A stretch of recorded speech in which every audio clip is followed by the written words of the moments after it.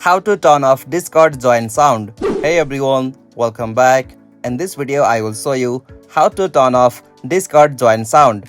So let's get started. At first, you'll have to open Discord on your PC or laptop. Alright, after you open Discord, you'll get this type of interface from your at the bottom left. You'll have to click on settings here. Alright, from the settings section you'll have to scroll down until you find the options like notification, and after you find it, click on that.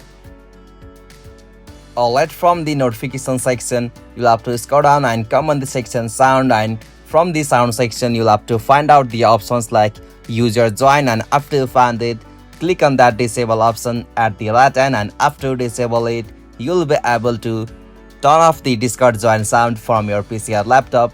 Hope you found this video helpful to you, and please don't forget to give a like and subscribe to our YouTube channel for more quick and short tutorial like this. Thank you for watching this video. Have a nice day.